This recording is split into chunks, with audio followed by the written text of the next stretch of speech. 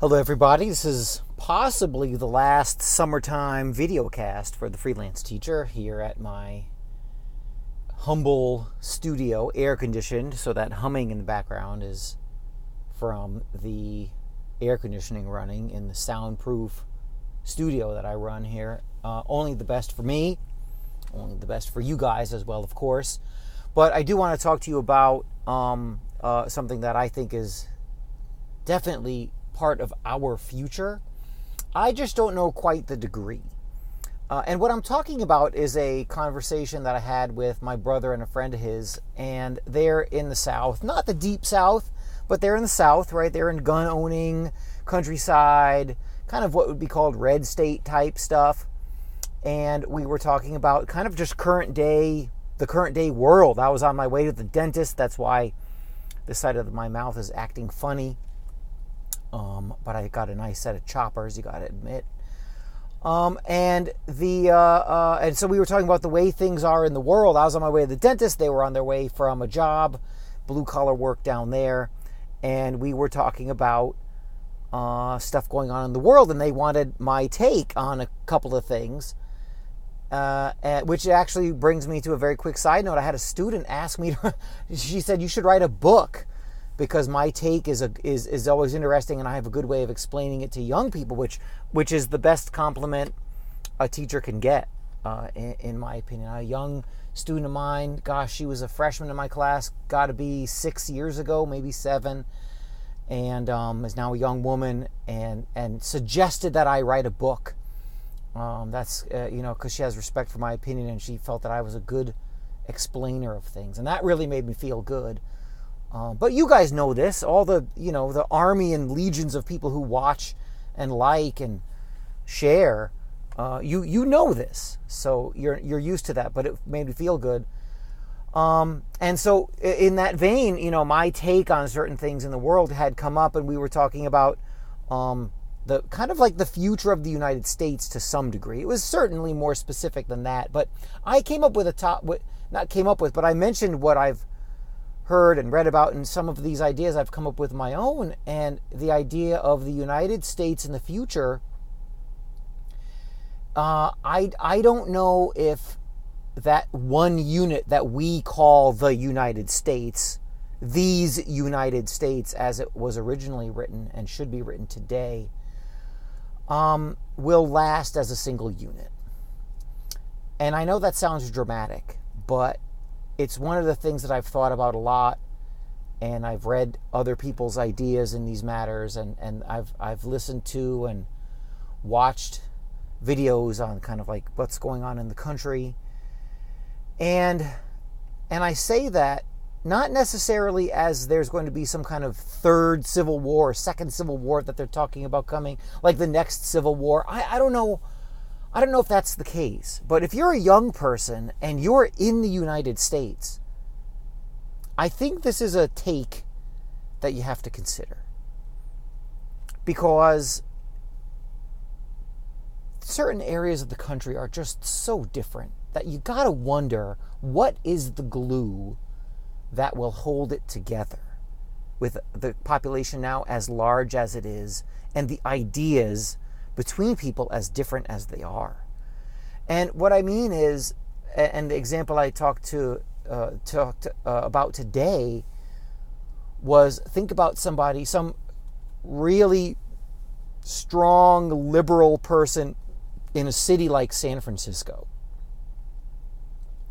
Think about what they believe. There should be just basically an open border, and people from Mexico should come in, maybe people from other places too, right? Those horrible people at the border who are following current U.S. immigration law and this whole separating families thing. Remember, that person in San Francisco is angry about the family thing now. They weren't angry about it. I don't even think they knew about it in 2014 and 2015. And if they did know about it, they wouldn't have said anything about it, because that was during the Obama presidency, when everything was wonderful. So think about that person and the ideology that person follows, and all of the stuff that they're talking about and dealing with. They're the ones that are in control of much of media, and they talk about certain things that are going on in the world with their take and their bent, their flavor, their background.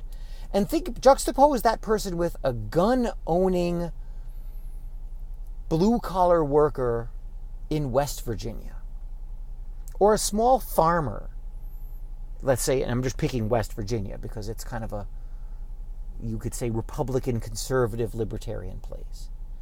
Those two people really have nothing in common. Other than the fact that they're hominids and bipedal and have 10 fingers, they have nothing in common. They cannot relate, and they won't and don't get along.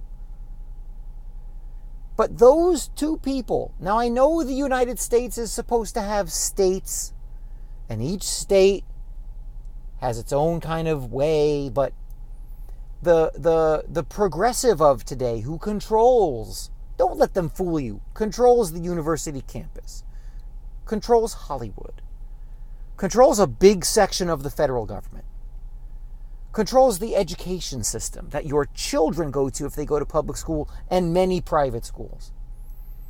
They are not interested in the 10th Amendment and the fact that West Virginia and Missouri and Oklahoma and Idaho should be different. They're not thinking about that. They're thinking about, you will follow our rules and we will lord things over you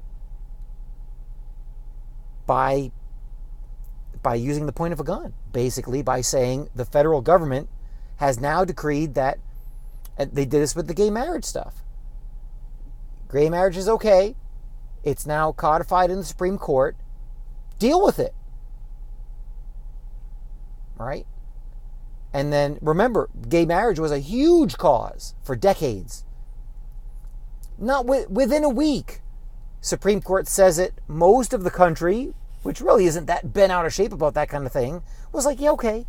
The conservatives weren't like, we're going to, the way they are kind of with Roe v. Wade, they weren't saying we're going to repeal gay marriage. No politician with any chance anywhere ran a campaign a couple of years after that saying, I'm going to repeal the gay marriage Supreme Court decision. Didn't happen.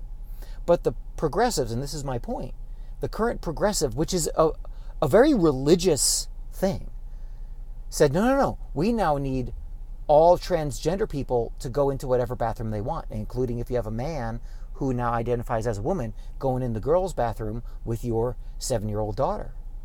Oh, and if you disagree with that, you're a bigot and a bad person, and you should go to proverbial hell. They don't use the word hell necessarily because they're a-religious, but that's the religion of the current people in charge of your educational system, Hollywood, much of the federal government, and they're the ones that are trying to use the power of just the punch in the face, federal law, to get you to kowtow to their beliefs.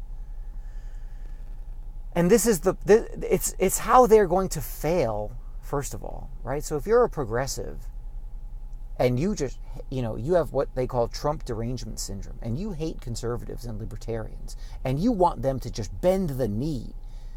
And if they're anti-immigrant and they don't want, the progressives feel that people who don't want an unlimited flow of illegal immigrants and are unfriendly to complete demographic change, those people are just, they're literally Hitler, right? They hate Trump. They hate Trump followers. They're deplorable. This is how they're going to fail. Those people want to force you to live in the world that they want you to live in. So when I mentioned the breakup of the United States, I wasn't trying to be dramatic or have some kind of edgy hot take. I don't know how you have a country, especially a country where the people who hold a lot of power, the globalists, the progressives, call it the New World Order, call it the Lawyers League, whatever. You call them whatever you want. They don't want there to be like, let's follow the 10th Amendment, and if Missouri is radically different than California, which is radically different than Hawaii, which has totally different rules than Arizona, they're not interested in that. They want you to live the way they think you should live and what they feel is right by force, basically by federal law. So, and I just bring that, gay marriage, I don't think the government should be involved in marriage. I'm a libertarian. What's the government doing with sticking its nose in your marriage?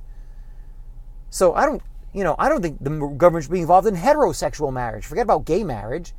People should just get married. It's between them, themselves, and whatever faith they follow, whatever their muse is, they follow that.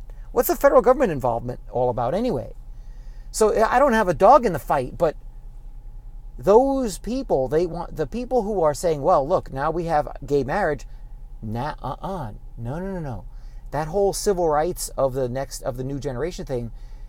Now that we've got it, now you're gonna take your medicine and you're now gonna buy into this. And if you don't, you're a loser and terrible. Those people want 330 million people to live like that, and it's not possible. Look, I'm in New York City. I'm a New York City native. I teach public school and have for 22 years. And I don't believe in all that stuff.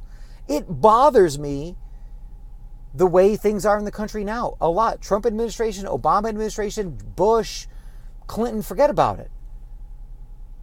The ship is sinking. It's really bad. The Federal Reserve is going to ruin your life financially. It's going to happen.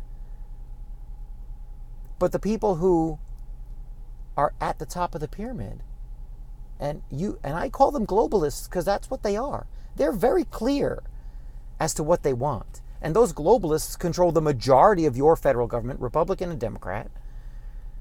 And they want you to live in this borderless, valueless place where they're going to tell you what's good and bad. So America isn't having it. It's just too big, right? Not that there's some special dispensation for America, but it didn't begin the way that Ecuador began. America didn't begin the way Spain began. Or it doesn't have the same origin story as Australia. It has a different one. And for a very long time, it had that kind of origin of, you aren't going to tell me what to do.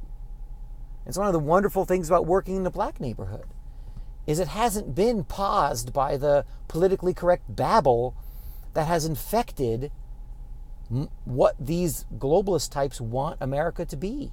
We don't have that. People speak truth where I work, even the uncomfortable truth.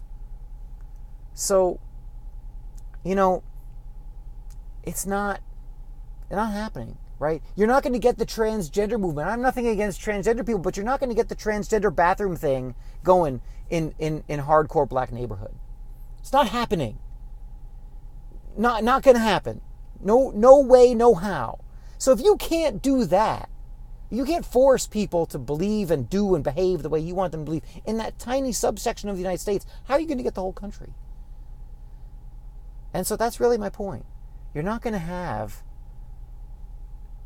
anything but a breakup somehow. I just don't see any other way. I hope it's peaceful.